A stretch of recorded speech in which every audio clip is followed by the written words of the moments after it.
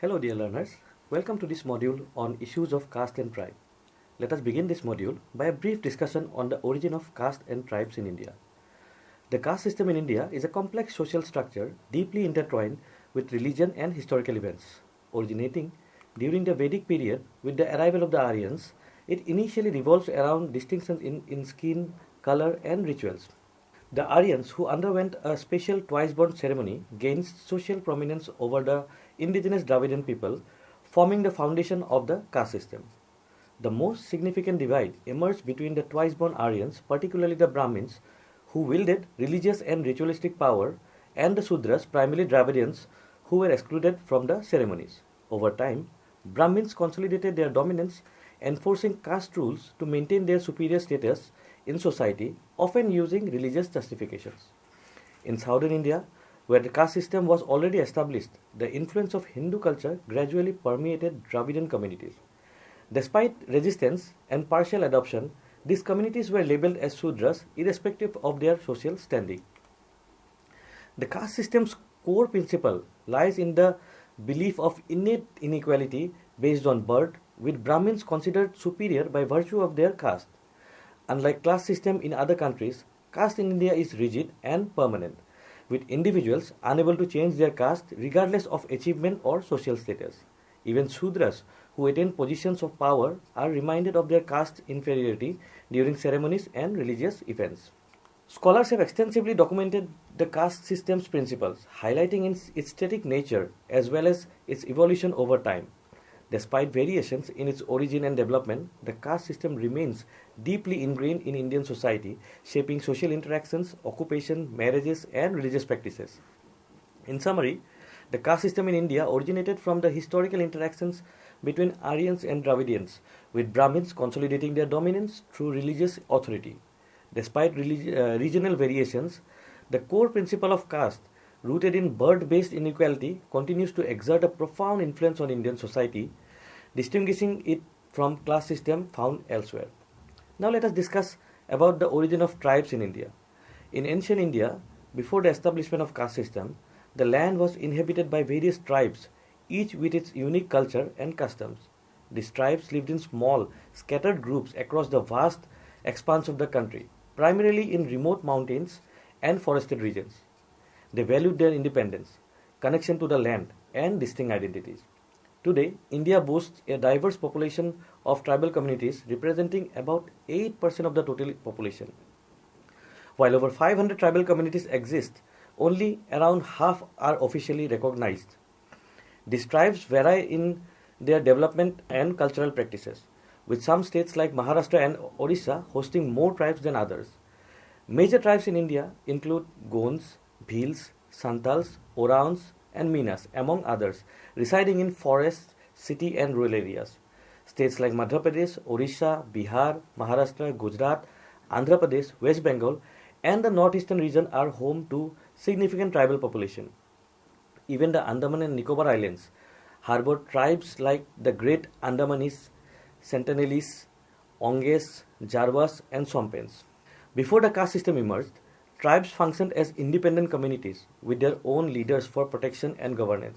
However, over time, these leaders evolved into rulers and tribal governments formed, with power distributed among community members. Despite their rich history, tribal communities lacked a writing system, making it challenging for historians to fully understand their past. The introduction of writing provided insights into tribal life, with some experts suggesting that the builders of the Indus Valley civilization have been tribal.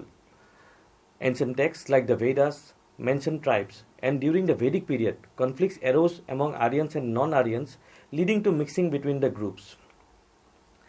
As external invasions occurred, tribes began to lose status, relegated to lower tasks, and eventually forming the lower caste known as Shudra. During the feudal period, non-tribal invasions further impacted tribal regions, resulting in tribal chiefs adopting aspects of dominant culture, a process basically known as Sanskritization. Throughout history, tribal communities faced struggles and external rule by invaders like the Persians, Greeks, and Huns from northwest. Despite these challenges, tribal culture continues to thrive in modern India, adapting to fit into the broader cultural landscape while preserving its unique identity and traditions. Now let us talk about what is SC, what is ST and OBC. In India, there are different groups of people who historically face social discrimination and disadvantages based on their caste or tribal identities. To address these inequalities, the government established categories like scheduled castes, scheduled tribes, and other backward classes. Scheduled castes were considered the lowest in the traditional caste hierarchy. They were often assigned to perform menial or dirty jobs like cleaning sewers or handling dead animals. Discrimination against them was widespread, and they were excluded from handling food, money, or clothes of higher castes. Scheduled tribes are indigenous communities living mainly in forest areas. They have unique cultures and lifestyles, but have often faced marginalization because they do not adhere to mainstream religion. Their traditions, including fashion and cuisine, differ from other communities. Other backward classes are socially and economically disadvantaged groups, mainly consisting of farmers and laborers. They were situated between the upper caste and scheduled caste in the social hierarchy, but still faced discrimination. OBCs were traditionally poor, with limited access to education and opportunities outside agriculture and herding. To assist these marginalized groups, the government introduced reservations in government jobs, higher education, and legislative bodies. This reservation system aims to uplift the underprivileged by providing them with opportunities they might otherwise have not access to. However, conflicts between different caste groups are common, particularly between OBCs and SCs. OBCs sometimes view themselves as superior to the SCs, leading to tensions between the two communities. The government regularly updates the list of OBCs based on social, educational, and economic factors to ensure that assistance reaches those who need it the most. As per the 2011 census of India, the population breakdown for scheduled caste, scheduled tribes, and other backwards are around 16.6% of India's total population are scheduled caste, around 8.6% of India's total population are STs, that is scheduled tribes. Other backward classes, the census do not provide a specific percentage for OBCs, as the classification of OBCs can vary and is often based on state-specific lists maintained by the Indian government. However, historically, OBCs were estimated to be around 41% of India's total population until 2006. Dear learners, now let us talk about the states with highest number of scheduled caste and scheduled tribe population in India. Uttar Pradesh stands with the highest number of scheduled caste population with 44.4 million, and the ST population in Uttar Pradesh is approximately 11.3 million. In West Bengal, SC population is approximately 23.5 million and ST population is approximately 5.8 million. Whereas in Bihar, the SC population is approximately 17.8 million and the ST population is approximately 3,80,000. Tamil Nadu stands in the fourth highest position for SC population, which is approximately 18.7 million, and whereas ST population it is approximately 1.1 million. Where in Andhra Pradesh, the scheduled caste population is around approximately 16.2 million and the scheduled tribe population is approximately 5.1 million. Whereas in Madhya Pradesh, scheduled caste population is around 15.3 million and scheduled tribe population is approximately around 13.4 million. Rajasthan stands at the seventh highest SC population, which is approximately 12.2 million, whereas the ST population in Rajasthan is 13.5 million. In Maharashtra, the SC population is around approximately 11.8 million and the ST population is approximately 10.2 million. Now let us discuss about the problem faced by SCs and STs in India. The major socio-economic obstacles that the India scheduled caste and scheduled tribe experience are as a result of prejudice and exclusion stemming from their caste and tribal identity. Because of their marginalization, they are unable to access public services, healthcare, education and work, which feeds the cycles of poverty and economic hardship in their communities. Due to their frequent lack of access to market, finance and other productive resources, SCs and STs experience widespread economic marginalization that limits their economic options and keeps them in poverty. In terms of literacy, SC and SC communities experience lower enrollment rates, higher dropout rates, and limited access to quality education due to the factors like poverty, social stigma, and inadequate infrastructure. This exacerbates their economic vulnerability and limits their opportunities for advancement. Employment opportunities are scarce for SC and ST individuals as they face discrimination in job market and often lack access to formal employment opportunities. Limited skill development programs and unequal access to training further hinder their ability to secure stable and well-paying jobs, trapping them in the cycles of poverty and economic marginalization. Healthcare disparities persist with SC and ST communities facing barriers in accessing quality healthcare services. These barriers include inadequate healthcare infrastructure, limited availability of medical facilities in remote areas, and socio-cultural factors inhibiting their access to healthcare.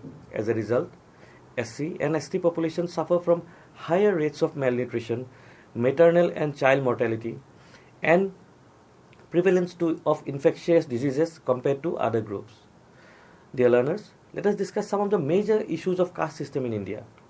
The caste system in India is deeply ingrained social hierarchy that categorizes individuals into distinct groups based on birth, occupation, perpetuating discrimination and inequality. Some key issues associated with the caste system include social discrimination. In India, the discrimination based on caste limits people's access to social interactions, work, healthcare, and educational opportunities.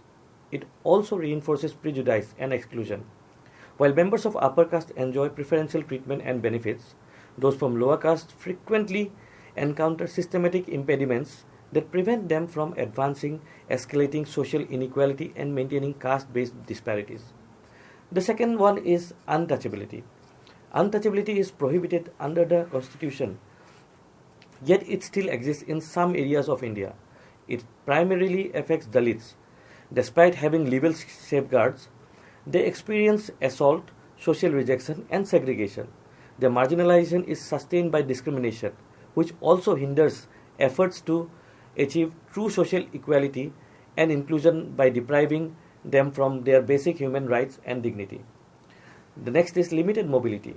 Social roles and occupations are tightly prescribed by the caste system, which limits upward mobility, especially for lower castes. This deeply ingrained structure limits people's ability to move up the socio-economic ladder and keeps them stuck in poverty cycles that last generations.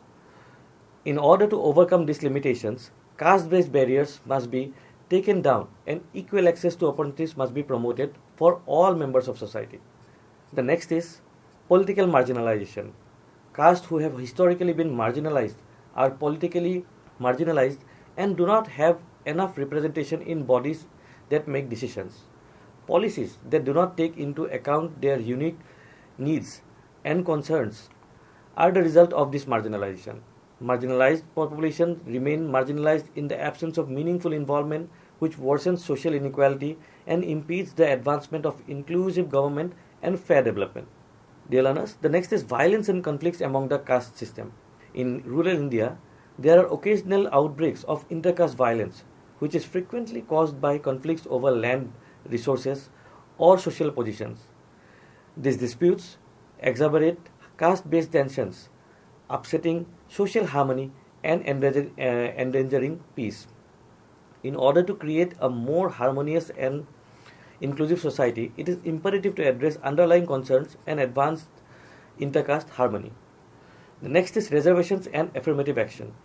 Affirmative action and reservations are criticized despite their attempts to promote social inclusion and combat prejudice based on caste. Some claim that these actions fail to successfully empower the most marginalized caste or they perpetuate caste differences. The difficulty of striking a balance between meritocracy and inclusion has led to the continuous discussion about the effectiveness of such laws. The next is stigma and stereotyping. People from lower caste experience stigma and stereotyping, which can cause psychological anguish and a lowered feeling of self-worth due to the obstruction of their prospects for growth and the reinforcement of discriminatory views. This maintains social inequality. It takes coordinated efforts to advance empathy, understanding, and fair treatment for all members of society in order to address these damaging stereotypes. In order to address these problems and caused by the caste system, extensive initiatives to advance social justice, equality, and inclusive growth are needed. This covers law, public awareness efforts, affirmative action plans, and projects to strengthen the caste system's underprivileged communities. Further, creating a more just and inclusive society requires encouraging intercaste harmony as well as communication and understanding between various caste groups. Dear learners, let us discuss now about major issues of tribes in India. Tribal communities in India face various social issues, social, economic, and political challenges. Some are discussed in this module. Number one is marginalization and discrimination. India's tribal population face marginalization and prejudice because of their distinct cultural norms and ways of life. People who are considered primitive or backward by mainstream society can face discrimination in a variety of contexts. Limited access to opportunities, social services, and resources is one way that this marginalization shows up. Prejudices against their language and customs also make it difficult for them to integrate into society at large, which feeds their marginalization and impedes their ability to develop socio-economically. The next is land alienation. For tribals in India, land alienation is a major problem because mining, urbanization, industrialization, and conservation efforts are encroaching more and more on their customary grounds. Because of this invasion, they are compelled to relocate, losing their main source of income and upsetting their long-standing way of life. Tribal communities frequently struggle to uphold their cultural customs and experience socio-economic challenges when they are deprived of their access to their ancestral grounds, which intensifies their already marginalized situation. The next is lack of access to basic services. India's tribal groups frequently experience insufficient access to basic amenities such as clean water, sanitary facilities, healthcare, and education. Their socio-economic situation is made worse by this shortfall, which feeds the cycle of poverty. A lack of adequate healthcare facilities raises the prevalence of disease that may be prevented, and a lack of educational possibilities restricts socio-economic mobility. In addition, the absence of sanitary facilities and clean water puts their general well-being in danger, aggravating their marginalized position in society and endangering their health. The next is exploitation and forced labor. Landlords, moneylenders, and contractors often take advantage of tribals in India, forcing them into bonded labor and other sorts of mistreatment. Their precarious socio-economic situation and lack of legal protection are the root causes of this exploitation. Furthermore, because of their isolated positions and restricted access to law enforcement, they are more vulnerable to forced labor and human trafficking, especially in sectors like construction, domestic work, and agriculture, which feeds the cycle of exploitation and marginalization. Dear learners, the next is healthcare challenges among the tribals. The lack of infrastructure and facilities presents major healthcare issues for tribal populations living in remote areas of India. This deficiency makes a person more susceptible to illness such as tuberculosis, malaria, malnourishment, and other maladies. Health disparities are made worse by a lack of accessible medical care, which delays prompt diagnosis and treatment. Tribal populations thus have high rates of sickness and mortality, which exacerbates their socio-economic marginalization and feeds into the cycles of unfavorable health outcomes. Now let us discuss about the educational gap among the tribals. The main causes of the large educational gaps that exist in Indian tribal communities include poverty, inadequate school facilities, cultural differences, and linguistic obstacles. Educational success is hampered by limited access to schools and cultural differences that might not mesh with the traditional educational systems. Tribal groups consequently have lower literacy rates, which limits their opportunities for socio-economic advancement. In order to overcome these obstacles, educational interventions must be specially designed to meet the linguistic and cultural needs of tribal children and promote inclusive learning settings. Violence and conflict. Dear learners, violence and conflict are prevalent in several Indian tribal regions These are mostly caused by disagreement over land ownership, resource extraction, and insurgent operations. The safety and security of indigenous groups are seriously threatened by these disputes, which further heightens tensions. Moreover, the volatility that follows hinders development initiatives, maintaining tribal communities' susceptibility and impeding their socio-economic advancement. Addressing underlying complaints, making sure resources are distributed fairly, and supporting inclusive development projects catered to the tribal needs are all necessary for resolving these disputes. Dear learners, now let us discuss about the lack of political representation among the tribals. In India, tribes are often marginalized in decision-making processes due to a lack of political representation. Due to their underrepresentation in local, state, and federal politics, specific needs and concerns are ignored in favor of a more general policies. Tribal interests are frequently disregarded because they lack a say in administration, which exacerbates already existing socio-economic inequalities. It is imperative to strengthen tribal involvement in politics in order to guarantee inclusive, adaptable policies that tackle the unique problem of these communities in the near future. In order to address these problems, comprehensive policies and initiatives that prioritize the rights of the indigenous groups, their empowerment, the preservation of their culture and legacy, and equitable development are needed. Inclusive government, community involvement, and sustainable development measures catered to the unique requirement of tribal communities should all be part of the endeavor. Dear learners, now let us discuss about some of the important caste movements in India.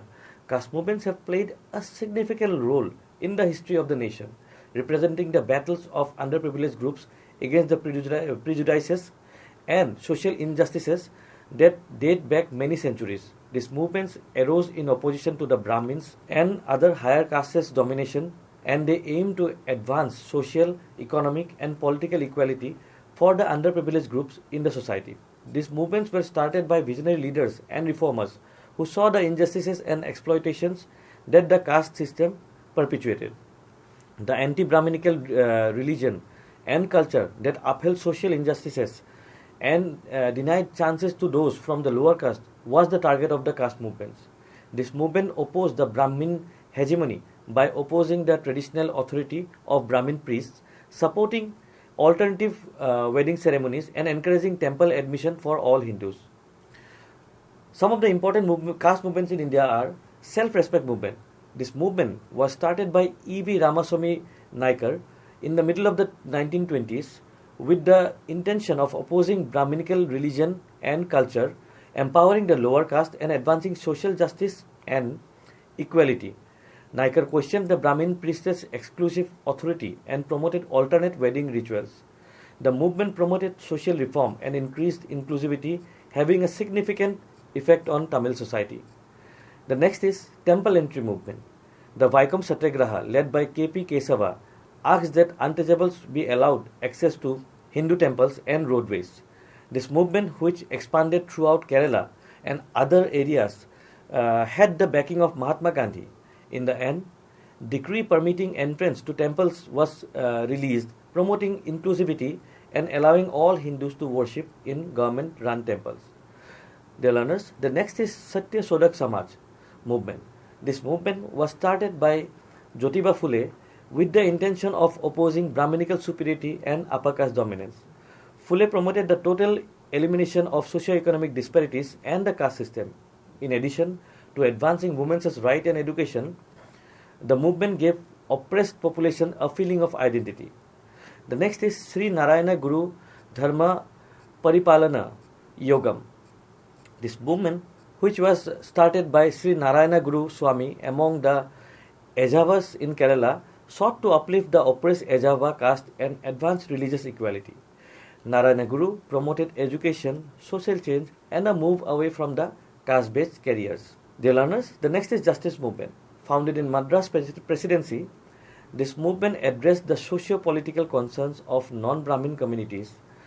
The Madras Presidency Association advocated for separate representation for lower caste in the legislature and raised awareness about the disparities faced by non-Brahmins. All things considered, this caste movement questioned established beliefs, promoted social change, and raised awareness of the injustices that oppressed populations endure. Their pivotal role was galvanizing communities, cultivating solidarity, and championing affirmative action measures to redress past injustices and advance socio-economic progress. Dear learners, now let us discuss some of the important tribal movements in India. Tribal people in India have taken part in major uprisings against British rule throughout the colonial era, resisting economic marginalization, land grabs, exploitation, and cultural oppression. The aim of these many uprisings, which took place across various communities and geographical areas, was to oppose colonial subjugation and proclaim their entitlement to territory, self-governance, and cultural distinctiveness. The Paharia Rebellion, which Raja Jagannath led in 1778, was one such uprising. When the British extended settled agriculture into Paharia lands, it exploded. After being brutally put down at first, the insurrection eventually led the British to adopt a pacification strategy. They gave chief allowances, but the chiefs refused them in order to keep their positions of power. Similarly, the Chuar uprising between 1767 and 1802 witnessed tribal rebellion in the regions between Chotanagpur and the plains of Bengal. Tribals rebelled against British land grabs, adopting guerrilla warfare tactics to defend their territories. In the Chotanagpur region, the Tamar revolts that was between 1789 to 1832, led by Bholanath Sahai, protested the faulty alignment system of the British government, exposing their failure to secure tenants' land rights. This movement saw the participation of tribals from adjoining areas challenging the British authority. The Bhil uprisings of 1817 to 1819 in the Khandesh hill ranges of Maharashtra and Gujarat was sparked by British occupation, which the Bhils saw as an intrusion. This rebellion highlighted the tribes' desire for autonomy and resistance to colonial rule. In the Western Ghats, the Ramosi uprising between 1822 to 26 saw the aboriginal Ramosi community revolt against British annexation and the loss of their livelihoods following the defeat of the Marathas. In Assam, the Ahom revolt that was between 1828 to 1833, led by Gomadhar Kaur, protested British occupation despite the Treaty of Yandabu of 1826, highlighting the Ahom nobility's dissatisfaction with colonial rule. The coal uprising of 1831 to 1832 in the Chotanagpur region was fueled by British penetration and imposition of colonial law over coal chiefs, threatening their power and leading to uprisings against outsiders. In the Khasi Hills, the Khasi uprisings between 1829 to 33 erupted in response to British annexation and forced constrictions for road construction, leading to a war of independence among the Khasi tribes. The Santhal rebellion of 1855 to 57 in Birbhum, Bankura, Singhbhum and other regions protested against colonial exploitation, particularly the permanent settlement and heavy taxes imposed by zamindars and malirendars. The Birsa Munda revolt in the Chotanagpur region in the 1890s was a significant movement against the British land policies and cultural oppression, showcasing the tribal people's ability to resist injustice and express anger against colonial rule. Other notable revolts include the Koya rebellion in Andhra Pradesh and Orissa, the Tana Bhagat movement in Chotanagpur, the Rampa rebellion in the Godavari agency area, the Rani Gaidinilus Naga movement in Manipur, all reflecting tribal communities' resistance against colonial rule and exploitation. These uprisings underscored the tribals' determination to protect their land, culture, and autonomy against colonial encroachment, inspiring subsequent movements for tribal right and self-determination in independent India. Dear learners, now let us discuss about the contemporary scenario of caste and tribes in India. In the 21st century, India continues to grapple with the complex issues surrounding caste and tribal communities, despite efforts to address historical injustices and promote social equality. Dear learners, now let us discuss about the caste dynamics. Discrimination based on caste is still common in many spheres of life, including as social interactions, work, and education. Lower caste people frequently encounter structural obstacles that restrict their prospects for socio-economic growth even in spite of legislative protections. Although reservations in government employment and educational institutions are examples of affirmative action measures that attempt to address these discrepancies, they have also generated discussions about the efficacy and tendency to reinforce caste divisions. Lower caste people's psychological health and social mobility are negatively impacted by social stigma and misconceptions related to caste identities. Furthermore, there is still a deficiency in the political representation of underprivileged castes, as upper caste domination is common in many areas of the government. Dear learners, now let us discuss about the condition of tribal communities in contemporary India. Tribal groups still confront issues with land rights, eviction, and limited access to essential services. Development and industrialization initiatives are moving quickly, often encroaching on tribal territories and causing forced relocation and loss of livelihood. Even with the constitutional protections, socio-economic inequalities are exacerbated in many indigenous areas by the lack of basic services like clean water, healthcare, and education. For tribal groups, vulnerability and exploitation are major problems because outside players like companies, money lenders, and landlords take advantage of this marginalization. Tribal inhabitants are vulnerable to forced labor, land grabbing, and environmental damage due to lack of legal protection and representation. Rapid urbanization and cultural absorption pose obstacles to effort to maintain tribal cultures, languages, and customs.